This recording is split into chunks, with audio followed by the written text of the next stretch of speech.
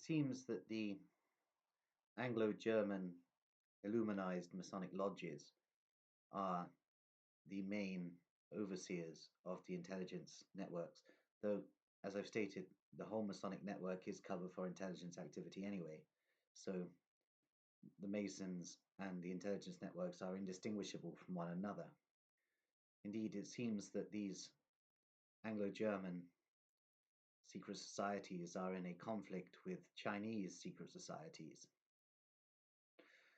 although it also seems that China is some sort of laboratory and that the British intelligence and Deutsche Verteidigungsdienst are participating in, if not overseeing, the use of China as a laboratory, with the Chinese secret societies effectively subordinate to the Anglo-German secret societies.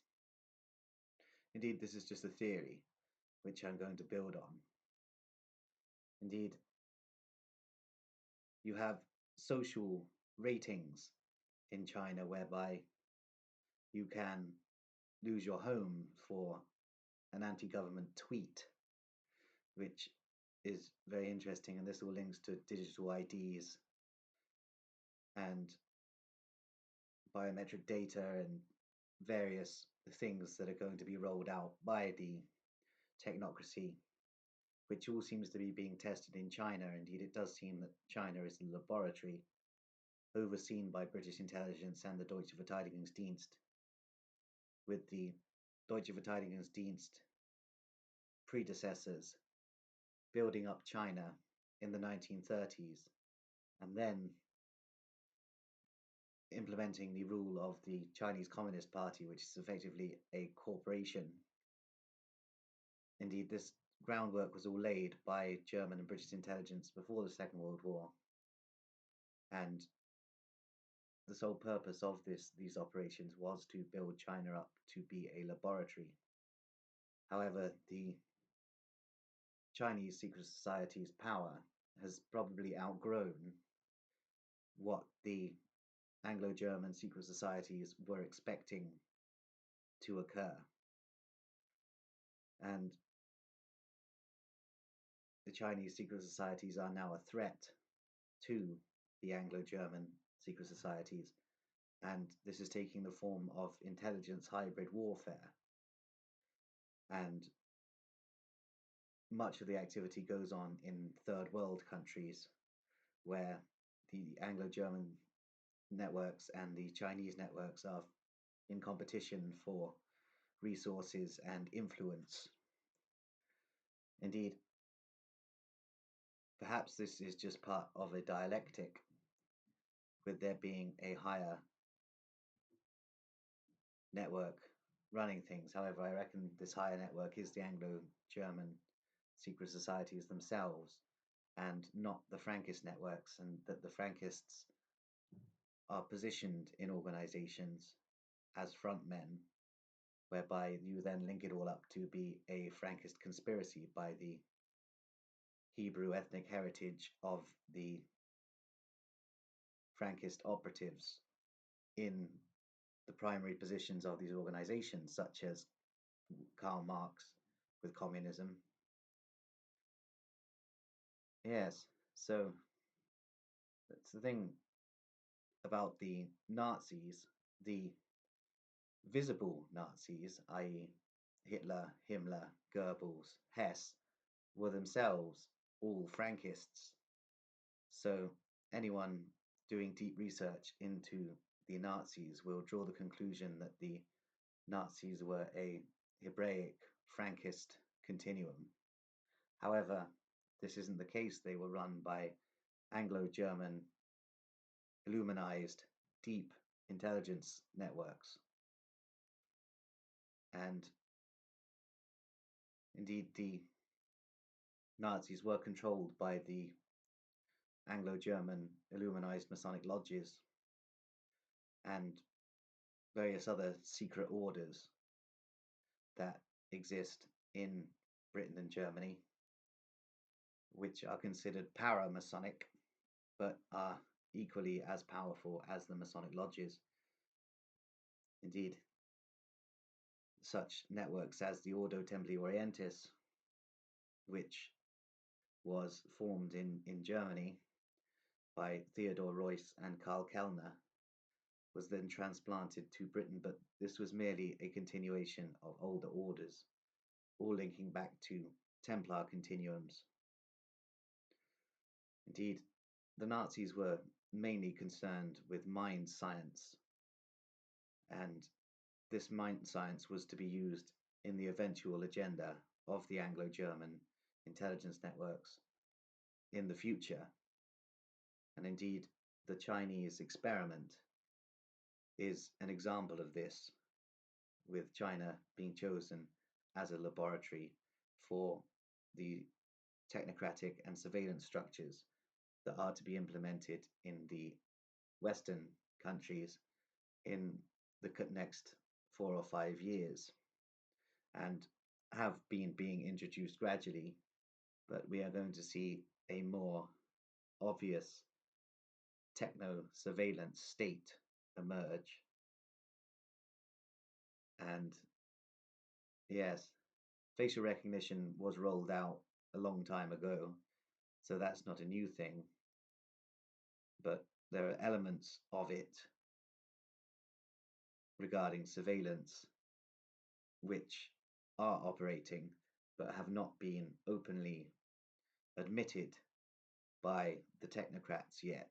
Indeed, this was all part of a vision that was embodied in the Bavarian Illuminati. They were technocrats and wished for a technocratic regime, but these continuums of this philosophy go back further to British intelligence in the 1500s and the Rosicrucian networks that spread out from British intelligence across Germany and other European nations. Indeed, the fate of Russia I have discussed in previous videos. Indeed, I do not believe that Russia can sustain as a centralized nation state, what with the Chinese laboratory and the Anglo-German networks surrounding it from east and west in a particular fashion, whereby the country will be effectively diced up. Indeed, Russian intelligence is so heavily penetrated by British intelligence and the Deutsche Verteidigungsdienst that it is not really its own entity. Indeed, much of the Russian intelligence structure was set up by Prussian intelligence operatives in the early to mid 1800s. Indeed, the House of Romanov's equivalent of the Knights of Malta, the Sovereign Order of St. John, that formed the basis of much of the networks of the Okhrana, was itself basically a Masonic order, and most probably controlled by British and German intelligence anyway. Indeed, these networks are all interlinking through a system of lodges that double up as intelligence centers. Indeed, the Russian intelligence services still believe that the British intelligence services are the most adept at spycraft in the world, and this is probably the case. Indeed, many people seem to fear Israeli intelligence, but British intelligence seem to be even more adept at what they do. Indeed, the US intelligence agencies are beholden to the British intelligence agencies, and the US intelligence is not as successful in its operations as British intelligence. Indeed, I have much reason to fear the activities and operations of British intelligence due to my position in talking about them in the way that I do, and my own history with British intelligence networks. Therefore, I have to be very, very careful.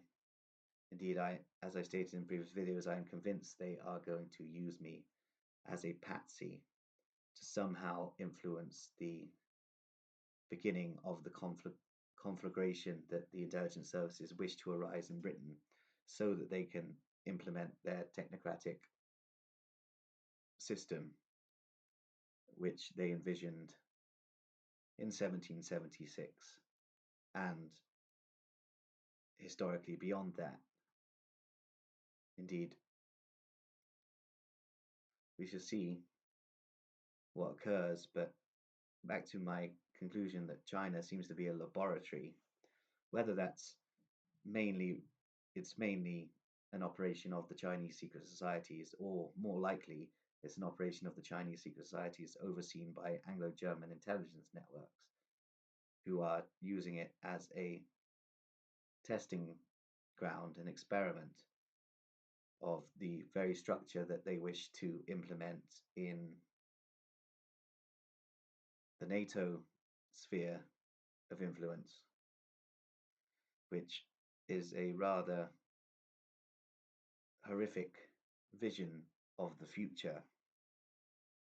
However, when the intelligence networks are effectively Nazi Masons, I guess what can you expect but this hideous totalitarian technocratic dystopia that is beginning to unfold. Indeed, in the United Kingdom, we are traced and our activities are tracked and our positions are tracked. All of our communications are monitored. There is no freedom, and as a schizophrenic, your level of surveillance is far higher than that of the general population. Indeed, I believe I am blacklisted and I'm unemployable, but I wouldn't be able to gain employment anyway. And yeah, I have voices put into my head by intelligence networks, and also I am beamed at for things I have said about the cryptocracy. Therefore, the situation is somewhat dire, though I'm learning to surf the electromagnetic frequency beams and am attempting to turn the situation to my advantage. Indeed, making these videos early in the morning, I don't know if it's the best idea, even though the beams aren't so bad, but my brain seems to go on meanders rather than solid topics. So I'm going to leave it there for now.